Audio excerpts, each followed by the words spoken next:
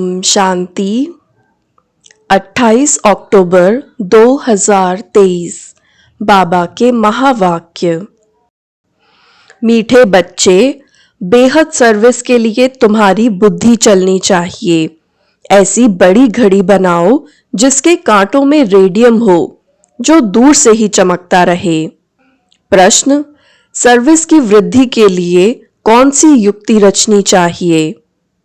उत्तर: जो महारथी होशियार बच्चे हैं उनको अपने पास बुलाना चाहिए। महारथी बच्चे चक्कर लगाते रहें तो सर्विस वृद्धि को पाती रहेगी। इसमें ऐसे नहीं समझना चाहिए कि हमारा मान कम हो जाएगा। बच्चों को कभी भी देह अभिमान में नहीं आना चाहिए। महारथियों का बहुत बहुत रिगार्ड रखना चाहिए। मुरली का गीत है, यह वक्त जा रहा है। ओम शांति। घड़ी का नाम सुना तो बेहद की घड़ी याद पड़ी। यह है बेहद की घड़ी। इसमें सारी बुद्धि से समझने की बात है। उनका भी बड़ा कांटा और छोटा कांटा है। सेकंड का बड़ा कांटा चलता रहता है। अब रात के 12 बजे हैं, यानी रात पूरी हो फिर दिन शुरू होना है। यह बेहद की घड़ी कितनी बड़ी होनी चाहिए।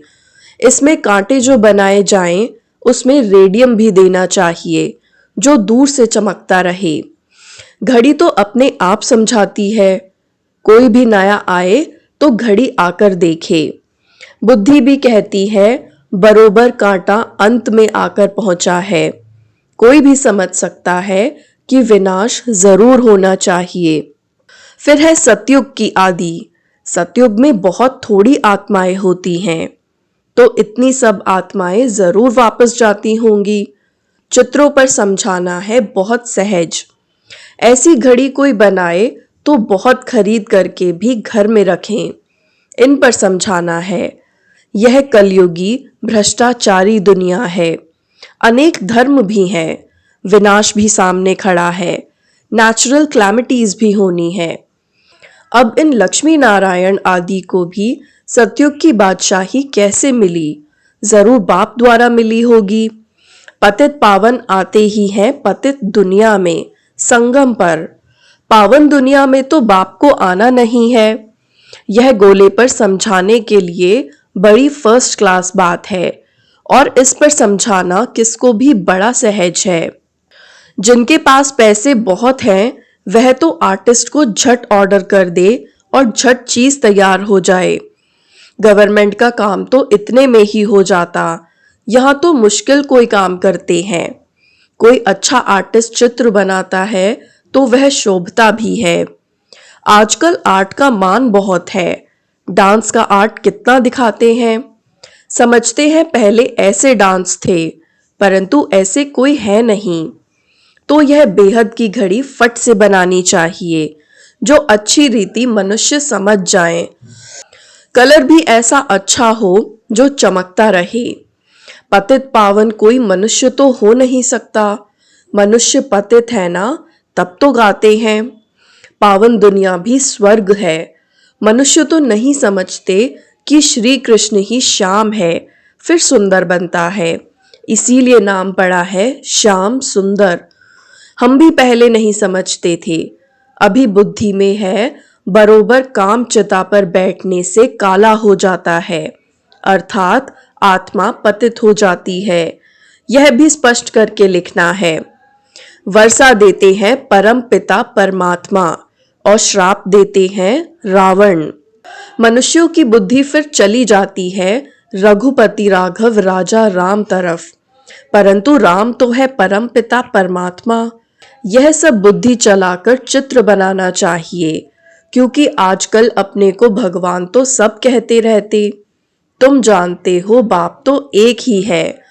बाकी हम सब आत्माएं परम धाम में परमात्मा के साथ जाकर रहेंगी। उस समय बाप भी ब्रह्मांड का मालिक, हम भी ब्रह्मांड के मालिक हैं।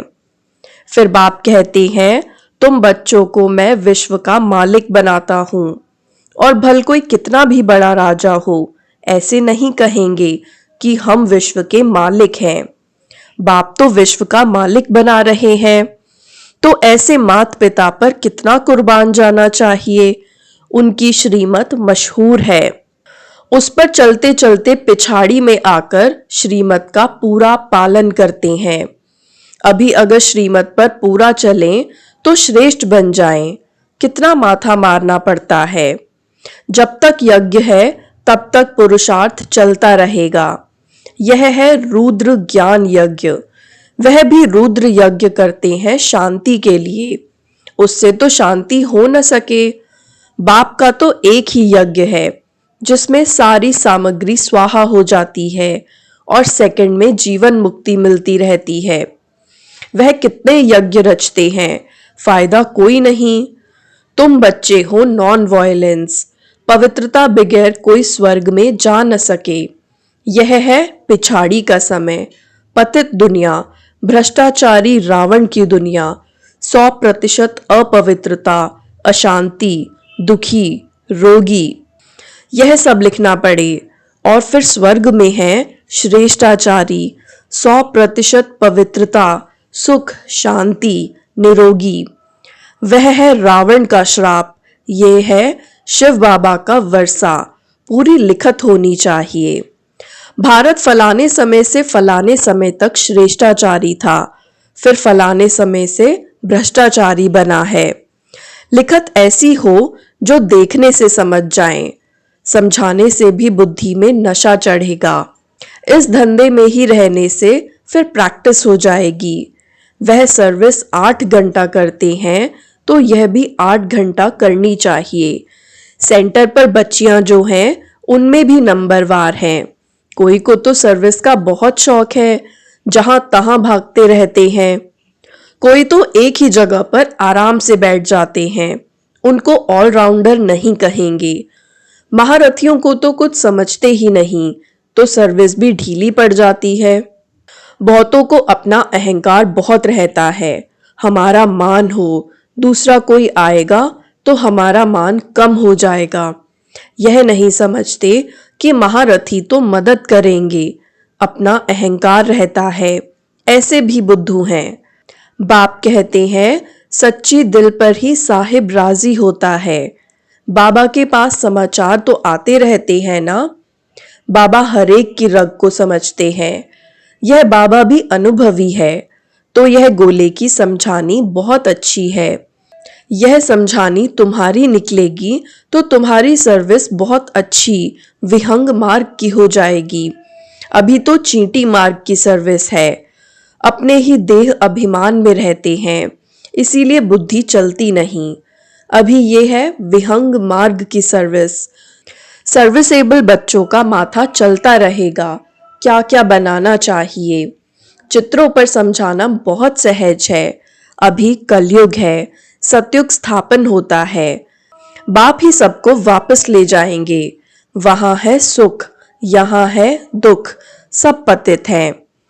पतित मनुष्य कोई को भी मुक्ति, जीवन मुक्ति दे नहीं सकते हैं। ये सब है भक्ति मार्ग की कारोबार सिखलाने वाले गुरु, सब हैं भक्ति मार्ग के। ज्ञान मार्ग का गुरु कोई है नहीं। यहाँ तो कितनी मेहनत करनी पड़ती। भारत को स्वर्ग बनाने में जादूगरी का खेल है ना, इसीलिए उनको जादूगर भी कहते हैं। श्री कृष्ण को भी जादूगर नहीं कहेंगे। श्री कृष्ण को भी श्याम से सुंदर बनाने वाला वह बाप है। समझाने का बड़ा नशा चाहिए, बाहर में जाना चाहिए। गरीब ही अच्छा उठाते हैं, साहूकारों में उम्मीद कम रहती है। 100 गरीब तो 1-2 साहूकार, 5-7 साधारण निकलेंगे। ऐसे ही काम चलता है। धन की इतनी दरकार नहीं रहती। गवर्नमेंट ने देखो कितना बारूद बनाया है। दोनों समझते हैं विनाश हो जाएगा, हम विनाश को पाएंगे, तब मलूक माना शिकारी कौन बनेंगे। कहानी है ना, 2 बिल्ले लड़े, मक्खन बीच में बंदर को मिल गया। श्री कृष्ण के मुख में मक्खन दिखाते हैं, है ये स्वर्ग रूपी मक्खन। यह बातें मुश्किल कोई समझ सकते हैं। यहाँ 20-25 वर्ष रहने वाले भी कुछ नहीं समझते। पहले पहले भट्टी बनी, उसमें कितने आए कितने चले गए। कोई जम गए हैं, ड्रामा में कल्प पहले भी ऐसे ही हुआ था, अब भी ऐसे ही हो रहा है। चित्र जितने बड़े होंगे उतना कोई को भी समझाना सहज होगा। लक्ष्मी नारायण का चित्र भी जरूरी है। झाड़ से पता पड़ता है भक्ति कल्ट कब से शुरू होता है। ब्रह्मा की रात 2 युग, फिर ब्रह्मा का दिन 2 युग। मनुष्य तो समझते नहीं, फिर कहेंगे ब्रह्मा तो सूक्ष्म वतन में है, परंतु प्रजापिता तो जरूर यहाँ ही होगा। कितने गुह्य राज हैं जो शास्त्रों में तो हो नहीं सकते। मनुष्यों ने सब उल्टे चित्र देखे हैं, उल्टा ज्ञान सुना है। ब्रह्मा को भी बहुत भुजाएं दी हैं। यह जो भी शास्त्र आदि हैं वह सब है भक्ति मार्ग की सामग्री। यह कब से शुरू होती है दुनिया नहीं जानती। मनुष्य भक्ति कितनी करते हैं, समझते हैं भक्ति बगैर भगवान मिल नहीं सकता। लेकिन जब पूरी दुर्गति हो तब तो भगवान मिलेगा सद्गति के लिए। यह हिसाब किताब तुम जानते हो। आधा कल्प से भक्ति शुरू होती है। बाप कहते हैं यह वेद, उपनिषद, यज्ञ, तप आदि सब हैं भक्ति मार्ग के। यह सब खत्म होने हैं, सबको काला बनना ही है, फिर गोरा बनाने बाप को आना पड़े। बाप कहते हैं मैं कल्प के संगम युगे युगे आता हूँ, न कि युगे युगे। दिखाते हैं कच्छ अवतार, मत्स्य अवतार, परशुराम अवतार। यह भगवान के अवतार हैं। फिर पत्थर भित्तर में भगवान कैसे हो सकता है। मनुष्य कितने बेसमझ हो गए हैं। बाप ने आकर कितना समझदार बनाया है। महिमा भी करनी पड़े। परम पिता परमात्मा ज्ञान का सागर, पवित्रता का सागर है। श्री कृष्ण की यह महिमा हो नहीं सकती। श्री कृष्ण के भक्त फिर श्री कृष्ण के लिए कह देते हैं कि सर्वव्यापी है। कितना चटक पड़ते हैं। उनसे निकालकर फिर बाप का परिचय देते हैं। सब आत्माएं भाई भाई हैं। सब फादर थोड़े ही हो सकते हैं। फिर याद किसको किया जाता है। गॉड फादर को बच्चे याद करते हैं। समझाने वाला भी बेहद बुद्धि वाला चाहिए। बच्चों की बुद्धि हद में फंस पड़ती है, एक जगह ही बैठ जाते हैं। बिजनेसमैन जो होते हैं वह बड़ी बड़ी ब्रांचेस खोलते हैं। जितना जो सेंटर्स खोले वह मैनेजर अच्छा। फिर सेंटर पर भी मदार है। ये है अविनाशी ज्ञान रत्नों की दुकान। किसकी? ज्ञान सागर की। पॉइंट तो बहुत हैं जो धारण कर समझानी है। सभा में चित्र रखे हों जो सब देखें। घड़ी का चित्र माना सृष्टि चक्र का, बहुत अच्छा है। इस चक्र को जानने से चक्रवर्ती बनेंगे। स्वदर्शन चक्रधारी बनना है। घड़ी पर समझाना बहुत सहज है। कितने पुराने बच्चे लायक ही नहीं बनते। अपने को मियाँ मिट्ठू समझ बैठते, फालतू खुश होते। सर्विस नहीं करेंगे तो कौन समझेंगे कि यह दानी है। दान भी अशरफियों का करना चाहिए या पाई पैसे का। यह चित्र अंधों के आगे आईना है। आईने में अपना मुख देखेंगे। पहले बंदर की शक्ल थी, अभी मंदिर की शक्ल बन रही है। मंदिर में रहने लायक बनने का पुरुषार्थ करना है। ये है पतित दुनिया, वह है पावन दुनिया जो शिव बाबा स्थापन कर रहे हैं। जो श्रीमत पर नहीं चलते उनकी बुद्धि में कभी धारणा हो नहीं सकती।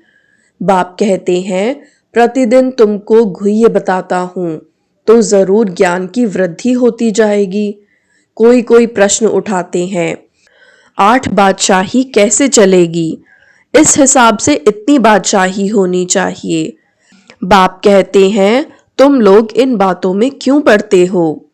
पहले बाप और उनके वर्षे को तो याद करो। वहां की जो रस्म रिवाज होगी वह चलेगी। बच्चे जिस रीति से पैदा होते होंगे उस रीति से होंगे। तुम क्यों इसमें जाते हो। विकार की बात मुख पर क्यों लाते हो। यह चित्र किसको सौगात में देना बहुत अच्छा है। यह गॉड फादरली गिफ्ट है। ऐसी गॉड फादरली गिफ्ट कौन नहीं ले जाएंगे। क्रिश्चियन लोग और किसका लिटरेचर आदि नहीं लेते। उनको अपने धर्म का नशा रहता है। बाप तो कहते हैं देवता धर्म सबसे ऊंच है। वह समझते हैं कि हमको इन क्रिश्चियन से बहुत पैसे मिलते हैं, परंतु यह तो ज्ञान की बातें हैं। जो ज्ञान उठाते हैं वही बाप से वर्षा पाते हैं। अच्छा, मीठे मीठे सिकिलधे बच्चों प्रति माता पिता बाप दादा का याद प्यार और गुड मॉर्निंग। रूहानी बाप की रूहानी बच्चों को नमस्ते। हम रूहानी बच्चों की भी रूहानी बाप दादा को याद प्यार गुड मॉर्निंग और नमस्ते। धारणा के लिए मुख्य सार। पहला, विश्व का मालिक बनाने वाले माता पिता पर दिल से कुर्बान जाना है। उनकी श्रीमत पर अच्छी रीति चल श्रेष्ठ बनना है। दूसरा, अपनी दिल सदा सच्ची रखनी है। अहंकार में नहीं आना है। अशर्फियों का दान करना है। ज्ञान दान करने में महारथी बनना है। 8 घंटा ईश्वरीय सर्विस जरूर करनी है। वरदान, सर्व प्राप्तियों की अनुभूति द्वारा माया को विदाई दे बधाई पाने वाले खुशनसीब आत्मा भव। सर्व प्राप्तियों की अनुभूति द्वारा माया को विदाई दे बधाई पाने वाले खुशनसीब आत्मा भव। जिनका साथी सर्वशक्तिमान बाप है, उनको सदा ही सर्व प्राप्तियां हैं। उनके सामने कभी किसी प्रकार की माया आ नहीं सकती। जो प्राप्तियों की अनुभूति में रह माया को विदाई देते हैं, उन्हें बाप दादा द्वारा हर कदम में बधाई मिलती है। तो सदा इसी स्मृति में रहो कि स्वयं भगवान हम आत्माओं को बधाई देते हैं। जो सोचा नहीं वह पा लिया। बाप को पाया सब कुछ पाया। ऐसी खुशनसीब आत्मा हो। स्लोगन, स्वचिंतन और प्रभु चिंतन करो तो व्यर्थ चिंतन स्वतः समाप्त हो जाएगा। स्वचिंतन और प्रभु चिंतन करो तो व्यर्थ चिंतन स्वतः समाप्त हो जाएगा। ओम शांति।